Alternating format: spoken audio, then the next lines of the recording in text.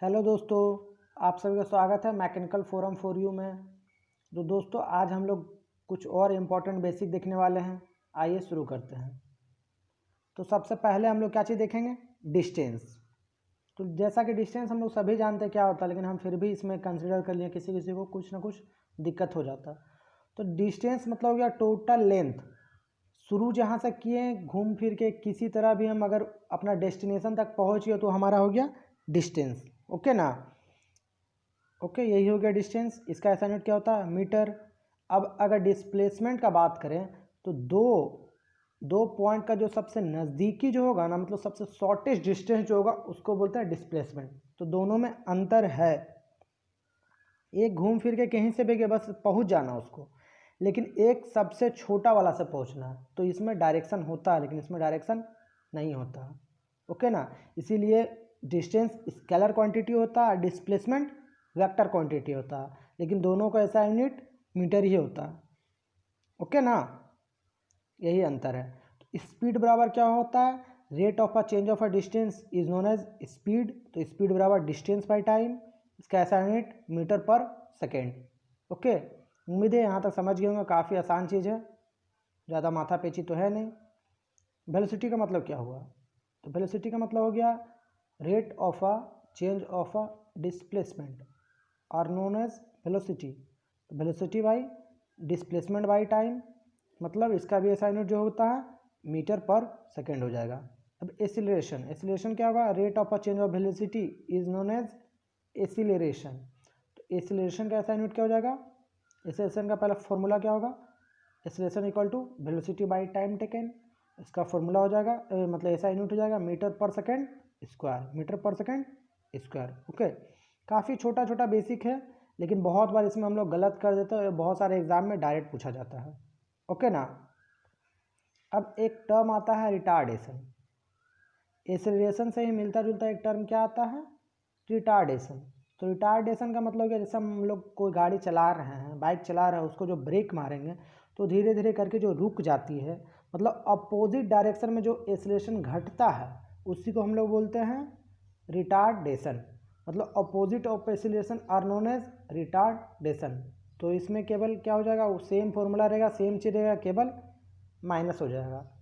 मतलब just opposite of acceleration. Acceleration मतलब क्या होता है? धीरे धीरे कर तेज करना। रिटार्डेशन मतलब धीरे धीरे कर रोक देना। यही होता है केवल एसिलेशन और रिटार्डेशन। बहुत बार ये पूछ दिया जाता है, इसलिए इसको ध्यान रखिएगा। मोशन का मतलब क्या हुआ?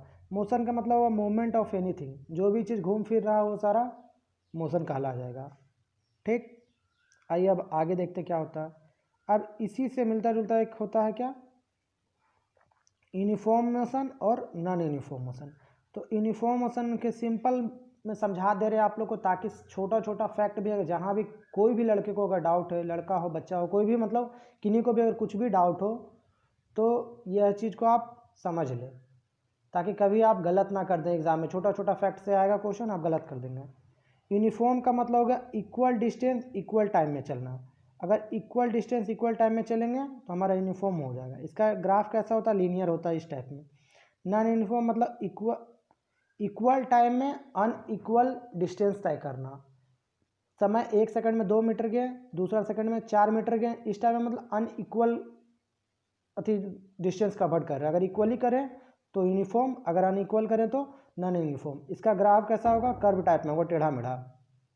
ओके ना? अब इसी में आ गया लॉ ऑफ मोशन। तो लॉ ऑफ मोशन का मतलब क्या होगा? इसका 3 फॉर्मूला आता है लॉ ऑफ मोशन का। इसको देख लीजिएगा। b equal to u plus a t, s equal to u t plus half a t square, b square equal to u square plus 2as। काफ़ी बेसिक फॉर्मूला है। इसमें b हमारा final velocity हो जाएगा, u हमारा initial velocity हो जाएगा, t हमारा टाइम हो जाएगा, s हमारा डिस्टेंस होगा। ओके, अब यही फॉर्मूला से एक बनता है free fall into gravity.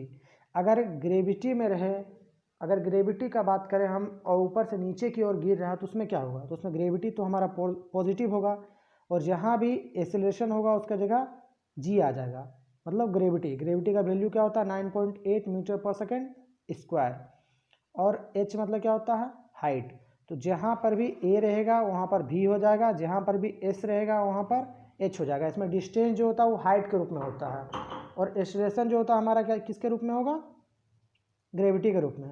Okay हाँ दोस्तों, तो उम्मीद है कि आप लोग समझ गए होंगे इसको कि अगर फ्री फॉल अगर ग्रेविटी में होता है, मतलब कि ऊपर से मान लीजिए हम छत पर से कोई पत्थर को फेंक रहे हैं, तो छत जो हमारा नीचे से जो छत तक हो गया वो हमारा क्या हो गया, वो हो गया हमारा हाइट, मतलब डिस्टेंस, वो है ना डिस्टेंस है। जैसे एस से हम लोग उसमें डिस्टेंस अगर हमारा लीनियरली चलेगा, मतलब अगर रोड पे फ्लोर पे चलता है कोई, तो उसमें डिस्टेंस हम एस से दिखाते हैं। यही अगर इसमें हाइट का बात होता है तो एस से दिखा दे रहे हैं। और एक्सेलरेशन जैसे कि वहाँ पर हम लोग कोई दौड़ रहा है या कोई गाड़ी चल रहा, कोई स्पीड गाड़ी चल रहा हो, तो वो जो सरफेस पे चल रहा उसको एक्सेलरेशन ए से डिनोट करते हैं। ओके, और इसमें क्या है कि ऊपर से हम पत्थर को गिराएं तो ज़मीन उसको अपनी ओर खींच रहा, और किस एक्सेलरेशन से खींच रहा, तो 9.8 मीटर पर सेकंड स्क्वायर से खींच रहा। इसीलिए यहाँ पर एक्सेलरेशन की जगह जी ग्रेविटी आ जाता है। ठीक, तो फॉर्मूला तो हम बता ही दिए हैं, v equal to u plus g t, h equal to u t plus half g t square, v square equal to u square plus 2ah। Okay, ये ऊपर से नीचे की ओर आ रहा था, इसीलिए इसमें सब पॉजिटिव है। और सेम इसका अगला कंडीशन क्या है कि अगर कोई पत्थर को मान लीजिए नीचे से कोई ऊपर की ओर फेंक रहा, या गेंद समझिए या पत्थर समझिए, कुछ भी समझिए, अगर कोई ऊपर की ओर जा रहा तो ग्रेविटी तो उसको नीचे की ओर खींच रहा, लेकिन वह ऊपर की ओर जाने का कोशिश कर रहा। इसमें भी सेम फॉर्मूला रहेगा, केवल जी जो है ग्रेविटी अपोजिट डायरेक्शन के कारण ग्रेविटी क्या करता है, मतलब सब वस्तु को, सभी ऑब्जेक्ट को अपने केंद्र की ओर खींचता है। ओके, तो लेकिन ये तो हम ऊपर भेज रहे हैं, तो मतलब उसको ज़बरदस्ती हम ऊपर भेज रहे हैं, ग्रेविटी के विपरीत दिशा में भेज रहे हैं। ग्रेविटी उसको नीचे खींच रही है, लेकिन हम उसको बोल रहे हैं ना तुम ऊपर जा, ज़बरदस्ती उसको हम ऊपर भेज रहे हैं। इसीलिए जितना भी ग्रेविटी है सभी क्या हो गया, जहाँ भी जी है वहाँ पर सब नेगेटिव हो गया। ओके, क्या हो गया, सब नेगेटिव हो गया। और यहाँ पर ए ने यहाँ पर जी लगा लीजिएगा तो ये ज़्यादा बेस्ट रहेगा। ओके, इसमें भी यहाँ पर ए की जगह यहाँ पर जी, क्योंकि ए की जगह क्या बैठाना हमको, जी बैठाना है। ठीक, इसको सुधार लीजिएगा थोड़ा सा। ओके, उम्मीद है यहाँ तक समझ गए होंगे कि इसका इसी का सेम फॉर्मूला का 3 गो होता है। अगर लॉ ऑफ मोशन अगर एक मान लीजिए एक रास्ता पे बोला ऐसे सिंपली, तब एक जब ऊपर से नीचे की ओर आ रहा तब, और एक नीचे से ऊपर की ओर जा रहा तब। ओके, अब अगला टॉपिक क्या है, ध्यान से समझिएगा। ये क्या है, ये हमारा मोमेंटम। क्या है, मोमेंटम। तो डायरेक्ट एग्जाम में सिंपली मोमेंटम का डिनोशन मोमेंटम का फॉर्मूला ही पूछ देता है। तो पहली बार मोमेंटम को हम डिनोट जो करते हैं पी से डिनोट करते हैं, और इसका फॉर्मूला होता है मास इंटू वेलोसिटी।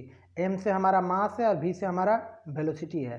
तो momentum equal to mass into velocity. Okay, momentum मतलब क्या, वो अच्छे से याद कर लीजिए, मोमेंटम को बहुत बार पूछते हैं। मोमेंटम बराबर मास इंटू वेलोसिटी। तो इसमें हमको पता है मास का केजी होता है, वेलोसिटी का मीटर, बताइए, मीटर सेकंड स्क्वायर होता है। ओके ना, मीटर सेकंड स्क्वायर होता है, सॉरी मीटर सेकंड होता है, मीटर सेकंड स्क्वायर बोल के गलत कर रहे हैं हम। ओके ना, वेलोसिटी में क्या हो जाएगा, मीटर पर सेकंड। मोमेंटम बराबर मास इंटू वेलोसिटी, मास का जगह पर केजी आ गया, वेलोसिटी का मीटर पर सेकंड आ गया। ओके ना, यहाँ स्क्वायर हटा दीजिएगा। अगला देखिए, अगला क्या है हमारा, इम्पल्सिव फोर्स। सेम इससे ही रिलेटेड है। तो इम्पल्सिव फोर्स का मतलब क्या होता है, rate of a change of momentum are known as impulsive force. बहुत बार यही चीज़ को पूछ देता है कि व्हाट इज इम्पल्सिव फोर्स। तो rate of a change of momentum are known as impulsive force. तो पहले बात क्या कर रहा है, मोमेंटम चेंज हो रहा है। ओके ना, और यहाँ भी रेट का बात आता है, मतलब नीचे में टाइम से भागा देना है।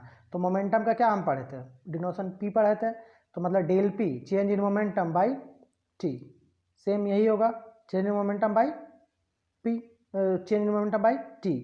तो यहाँ पर क्या था, मास इंटू वेलोसिटी था मोमेंटम का, आप लोग को याद होगा, मास इंटू वेलोसिटी जस्ट ऊपर ही पढ़े। तो मास का मास ही रह गया, वेलोसिटी भी माइनस यू हो गया। क्यों, क्योंकि final velocity minus initial velocity, आखिरी जिस छोर पे है और शुरुआती जहाँ से चला है, ये इम्पल्सिव फोर्स उसी को बोलता है। तो एम भी minus M U by T, M भी minus M U by T. इसी से अगर एम कॉमन ले लें हम दोनों से तो क्या बचेगा, v minus you by T.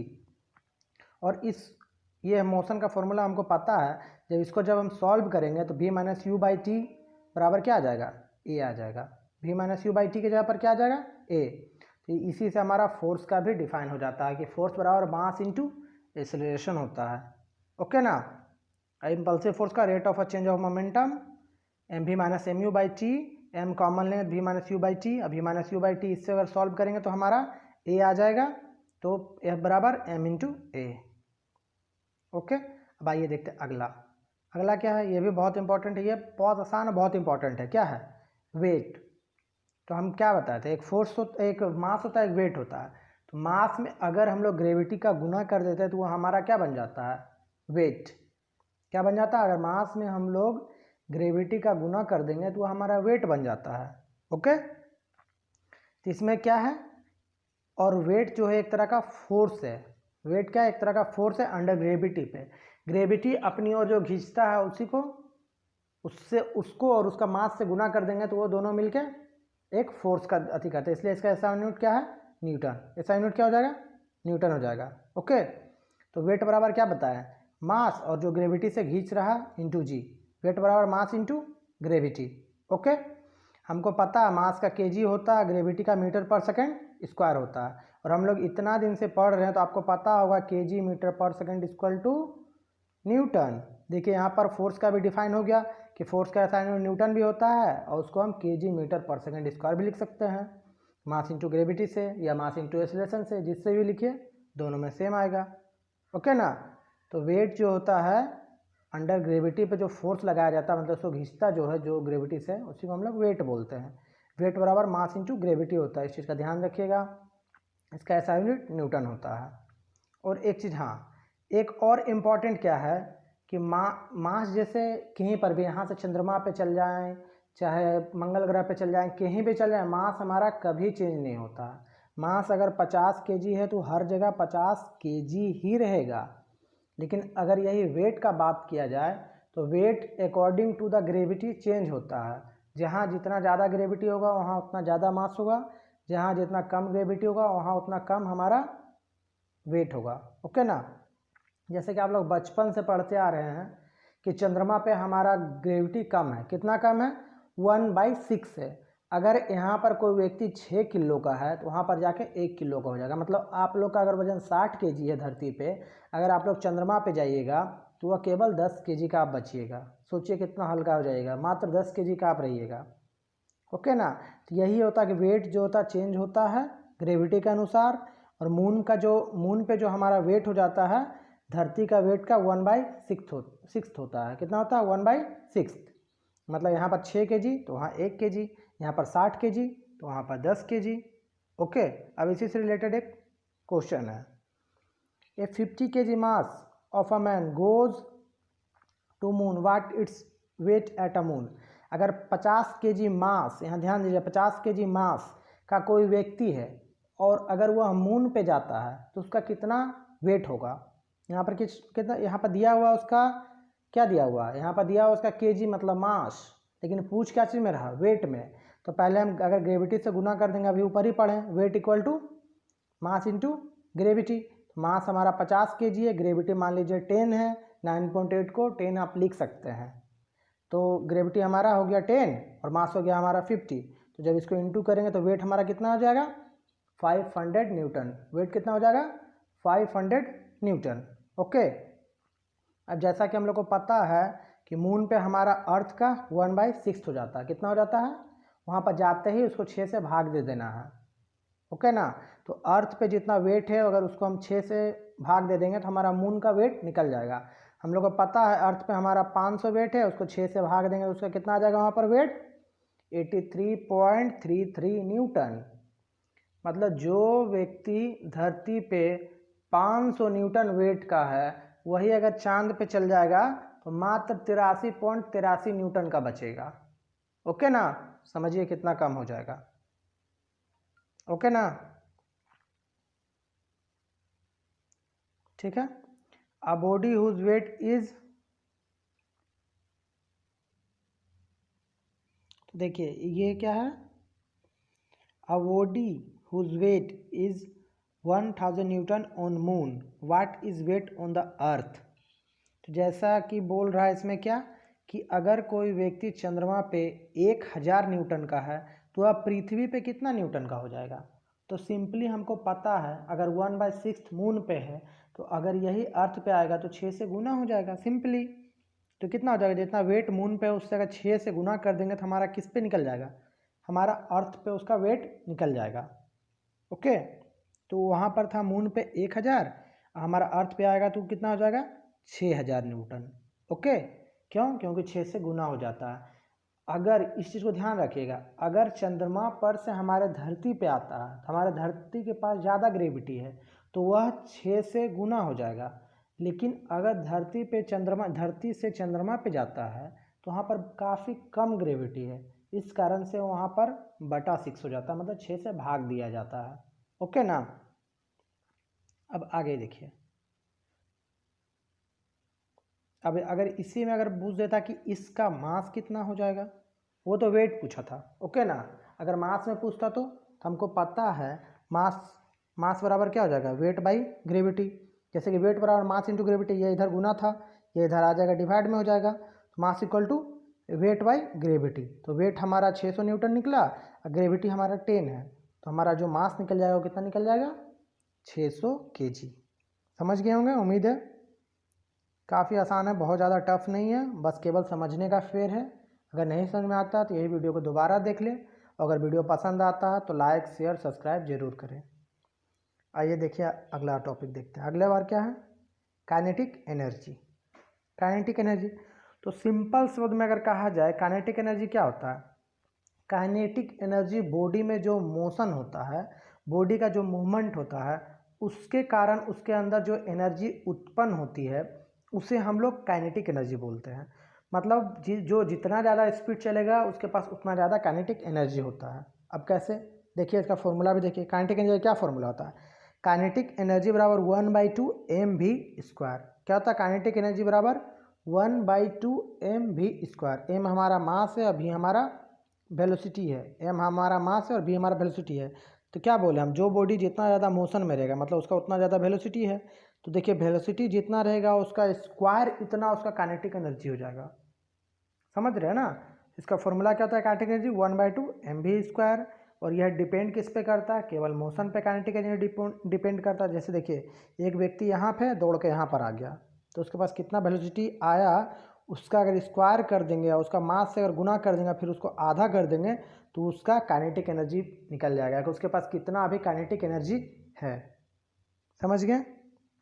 अब एक और एनर्जी होता है इसी से मिलता जुलता, अब वो कौन सा एनर्जी है, वो होता है पोटेंशियल एनर्जी। कौन सा, पोटेंशियल एनर्जी।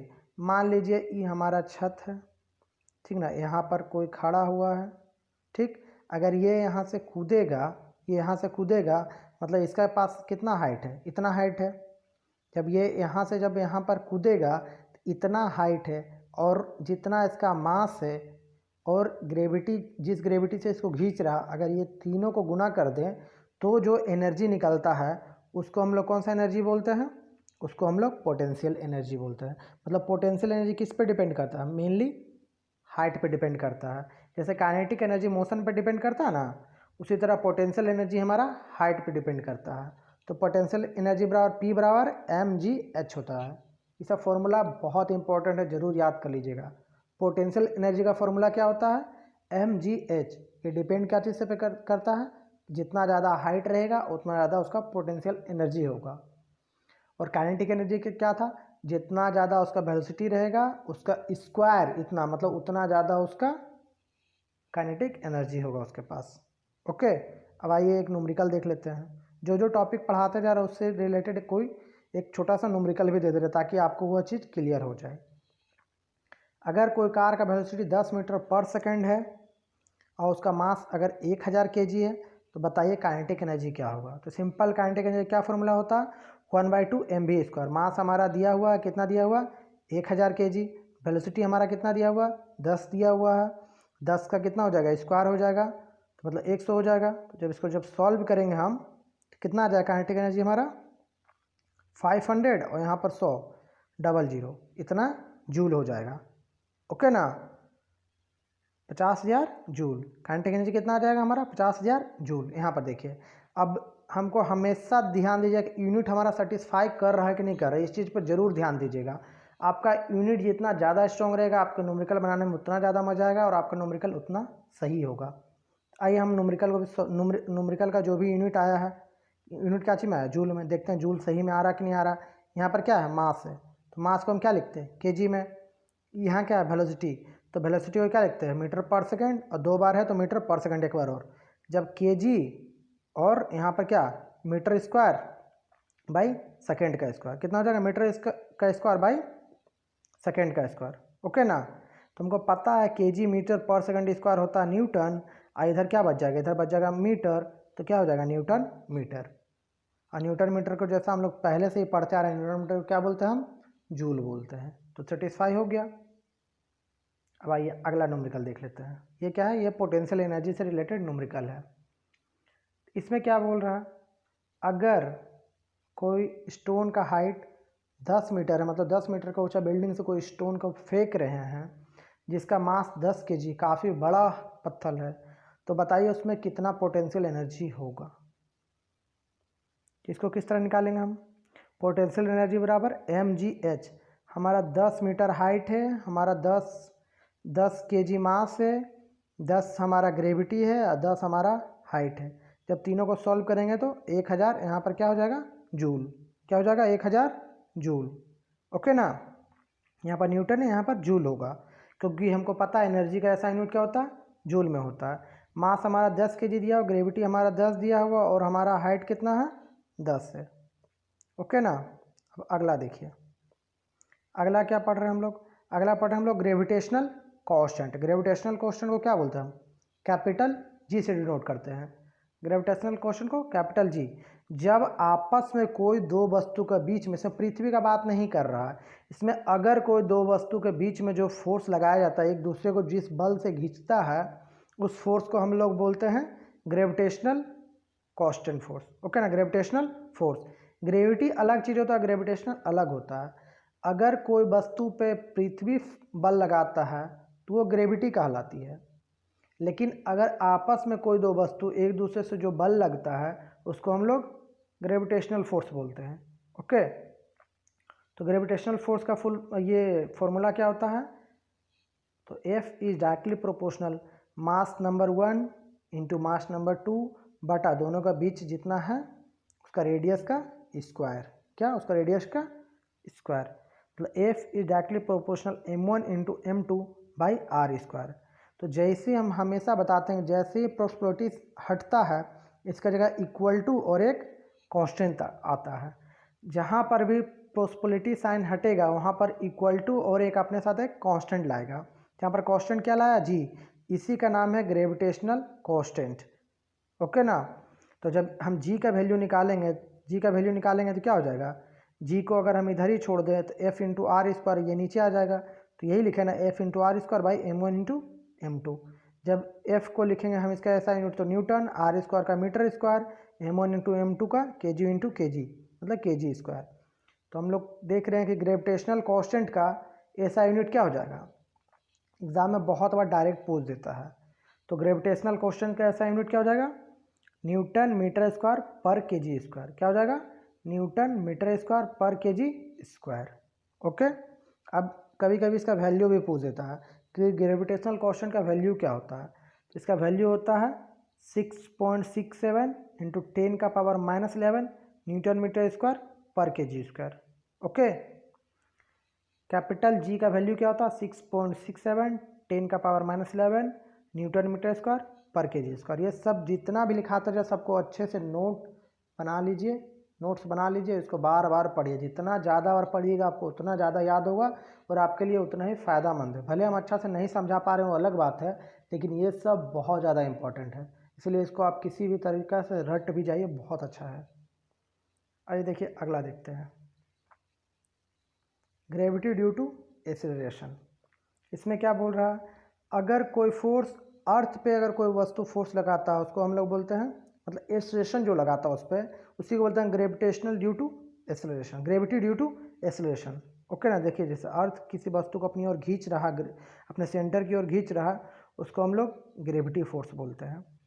तो जी का वैल्यू क्या हो जाएगा हमारा, सॉरी जी का ऐसा यूनिट क्या हो जाएगा, मीटर पर सेकेंड स्क्वायर, क्या हो जाएगा, मीटर पर सेकेंड स्क्वायर। इसका वैल्यू क्या हो जाएगा 9.8 मीटर पर सेकेंड स्क्वायर। अगर इसी को हम अगर एक बोला जाए कि सिमिलर इसी को अगर हम ले सकते हैं तो कितना ले लेंगे हम 9.8 को हम ले सकते हैं 10 metre per second square. Okay, अब देखिए साउंड चैप्टर, साउंड का भी कुछ कुछ बता दे रहे हैं बेसिक, जो बेसिक है। तो पहला तो साउंड में आता है मैकेनिकल वेव्स। इसको दो प्रकार से बांटा जाता है, एक ट्रांसवर्स वेव, एक लॉन्गिट्यूडिनल वेव। ओके, ऊपर वाला जो रहता है उसको हम लोग क्रेस्ट बोलते हैं, नीचे वाला जो रहता है उसको हम ट्रॉ बोलते हैं। ऊपर वाला क्रेस्ट, नीचे वाला का ट्रॉ। यहाँ पर जो होता है मोशन ट्रांसवर्स में, तो ट्रांसवर्स मोशन कैसे होता है up and down, up and down, up and down. Okay, transverse motion मतलब अप एंड डाउन, इस चीज़ का ध्यान दीजिएगा। और लॉन्गिट्यूडिनल मतलब क्या होता है टू एंड फ्रो मोशन। बस बहुत बार एग्जाम में डायरेक्ट यही पूछता है कि ट्रांसफर वेव में कौन सा मोशन होता है, तो अप एंड डाउन का होता है। लॉन्गिट्यूडिनल वेव्स में टू एंड फ्रो मोशन होता है, कंप्रेशन और रेफ्रिक्शन। ओके, इस चीज़ का ध्यान दीजिएगा। अब कुछ और इससे बेसिक टर्म बता दे रहे हैं कि एम्पलीट्यूड क्या होता है। तो एम्पलीट्यूड जो मिनिमम, ये जो होता है मीन पोजीशन है हमारा, ठीक ना। मीन पोजीशन से जितना ऊंचा जाता है, मतलब क्रेस्ट जितना ऊंचा जाएगा या ट्रॉ जितना ऊंचा जाएगा, इसको हम लोग क्या बोल देंगे एम्पलीट्यूड बोल देंगे। मीन पोजीशन से जितना मैक्सिमम हाइट जा सकता है उसको हम लोग एम्पलीट्यूड बोलते हैं। इसका वैसा यूनिट मीटर में ही होता है।